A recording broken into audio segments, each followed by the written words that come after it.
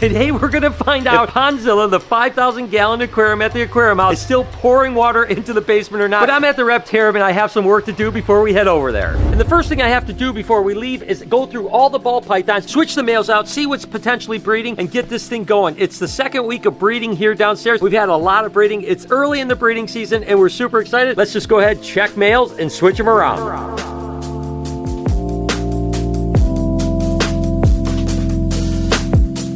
It's just so amazing how beautiful some of these snakes are. Some new males are breeding this year. And it's cool to finally be putting them with females. You gotta remember, these males were raised up from babies. Like this pastel Leo Lesser clown. It's cool. I remember when it hatched out. I remember raising up and now it's finally breeding. It's awesome to see that life cycle. That's a little bit of a breeding hack here. A new male that's never bred before, you can actually avert their hemipenes and kind of see how the hemipenes are. You can see right here, these hemipenes are what I would call immature hemipenes. When a male first starts breeding, a lot of times, just like this one here, the hemipenes are like really small and kind of just narrow. And then as they actually get in with females, they'll oftentimes kind of explode out. That's when you know a male's ready. So this male here, which is a ghost clown ball python, is probably not gonna breed anytime soon. It might take another month before he's actually going. But averting the hemipenes and checking for sperm plugs and actually the size of the hemipene often gives you a good idea of what a male is going to potentially do. This guy is just going through the motions right now. Hopefully in a month he'll actually start breeding. And this is a perfect example. This is actually a black pastel clown, probably about the same weight and the exact same age as that ghost clown, but I've already seen him hooking up and the hemipenes will look very different on this guy as the other male, and you can see that there's actually even a little bit of what they call sperm plugs on the end. This guy's starting to breed. I'm excited about that. With any luck, the ghost clown won't be far behind.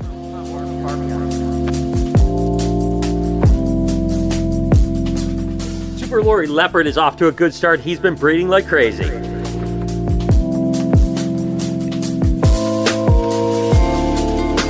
I absolutely love this mutation right here. This is actually a banana Lori Cine ball python. I've actually added chocolate into it as well, and they get even crazier. It's gonna be some cool stuff, and guess what it's going in with? A black-headed female. That's another dark mutation that's incomplete dominant. Oh, I just keep layering those dark colors into this thing. Every dark mutation into the Lori ball is cool, and then you mix it into banana. Tell you what, exciting.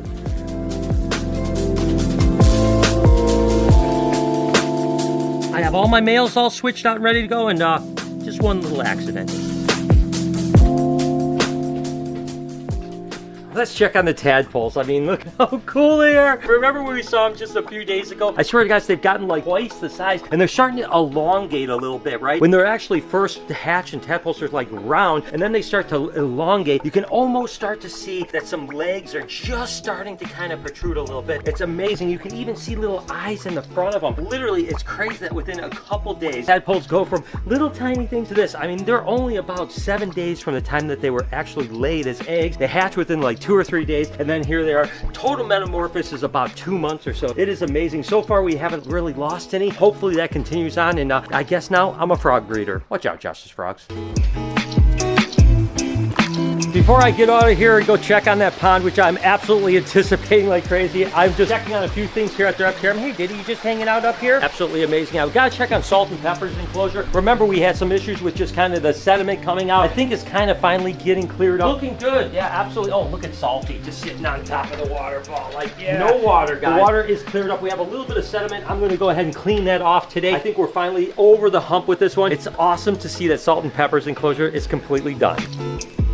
A bunch of people had actually mentioned, like, how's Drogo doing? We haven't seen him in the vlog in a while, and he is doing absolutely incredible. Hi, bud. How you doing, baby boy? Look at how cute he is. I love you, Drogo. You're such a good boy. So I wanted to make sure everyone knew that he's doing really good. The idea is when we actually do the expansion, Drogo is going to probably stay here for private events. We're going to actually probably get 2 smaller sloths next door, probably like 6 to 8 months. You don't want to get 2 babies because they need to be with their parents for at least 6 to 8 months. But we'll get like a pair of sloths, but they'll be small ones that we can really work with and habituate. Drogo stays here, new sloths across the street. How freaking awesome is that?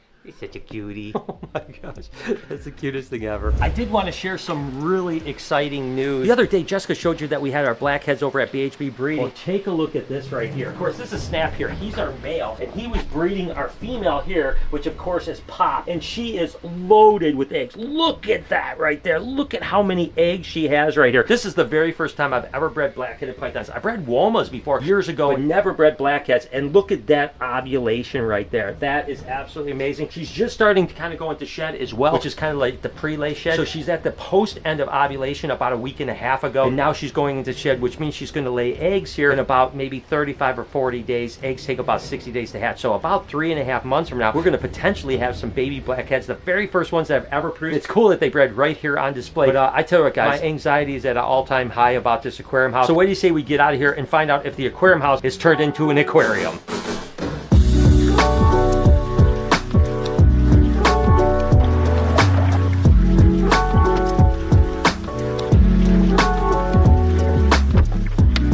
Moment of truth, guys. I don't even want to go inside. To be honest with you, I don't know what's going to happen.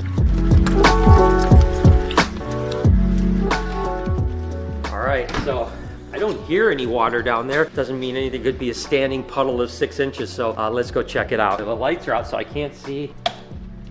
And there's no water down there. Oh my God. I think what definitely happened, you can see all the ground is now pretty much dried up. There's still a little bit of wet, but there's no water down here. Let me turn these pond lights on because we actually turned the bubblers on yesterday too. This looks so sick. I am so freaking pumped the fact that that pond didn't leak. I tell you what, that was a nightmare. But check this out.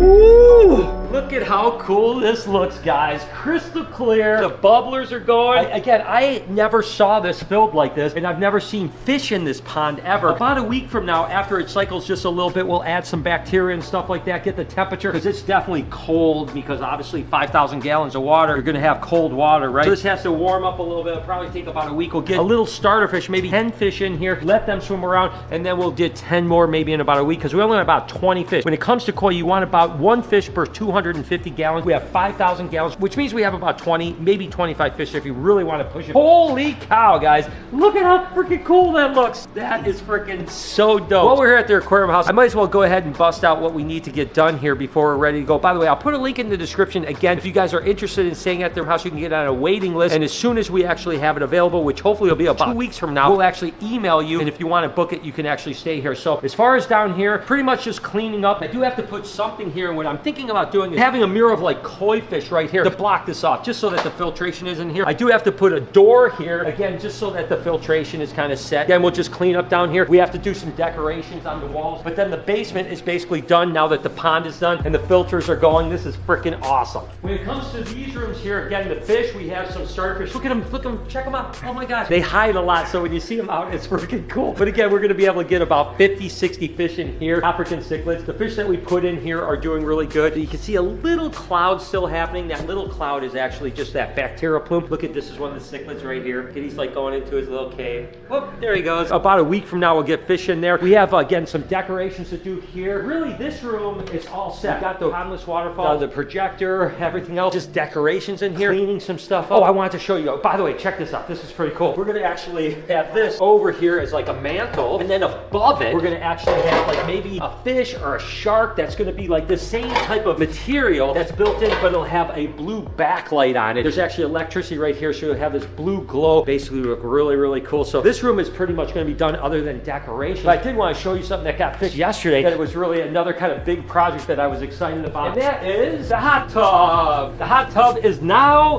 going. It is, oh, it is warmed up too. Ooh, it feels good. Yesterday it was cold because we just had filled it up. So it feels good today. No water on the ground. That's good. So this room is all done. Just letting that heat up, and then everyone can come here and do a little hot tub. The sauna is working, so that is all set. We do have to just finish the game room. You guys ever heard of an affinity table? An affinity table is like this kind of like touch screen that, you know, is probably about this big. So we'll have a table here, touch screen right here, and you can play like 40 or 50 board games on it, but it's actually like computer. It's like a touch screen, really cool. So we're gonna have a table here, board game here. Move this over a little bit. We'll have the arcade here, and then again, just a couple more decorations, and this room is done. This was definitely a bone of contention as soon as we bought the place, because guess what? You're going to the bathroom. Hi, how are you? So obviously this was weird. I guess Steve actually had some kind of art thing here. I don't know. It was really weird. You got to remember, he was living here alone. So we're going to use the same frosted glass here, and it'll actually go here, and then jealous on the inside. That happens next week. And then basically this whole area is done here. And then we have all of this stuff here, which, by the way, take a look at this. This is cool. Look at how freaking awesome it is. This is actually going to go all the way over here. This wall right here. We have all this cool kind of artwork. It has to be hung all over the house. And look at how all this stuff, it's just cool. You know, you can just put it on places. It's going to be really amazing. I mean, look at all this blue stuff here. This here, again, to hang on the wall, wherever we decide to go, just to kind of bring it together.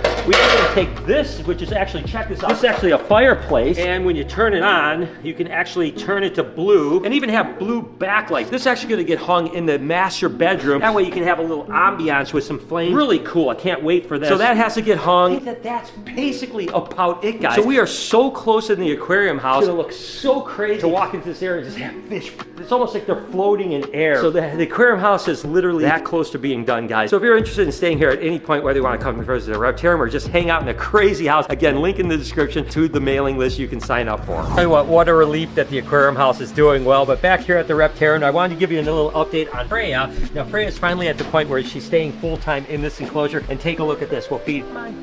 Oh, there she's crushing food. So she's eating really good in here. And guess what? We're finally able to take her out during open hours. People that want to actually interact with the albino alligator. There you go, sweetie. Oh, look at her chowing down. Yeah, look at her. So now if you want to come to the Reptarium and actually hold an albino alligator, because Salt is getting a little bit big to hold, you can actually hold a little albino alligator like Freya, but she is just absolutely crushing. Freya is amazing. I'm just glad that we can now finally take her out. Speaking of owls, hope you guys enjoyed today's video. If you did, there's a playlist that you can watch all kinds of videos. You can also hit that subscription button. It would mean a lot to me. Also, hit that like button while you're down there. Have a wonderful day, Reptile Army. Remember, you're such a cutie. Hi, how are you?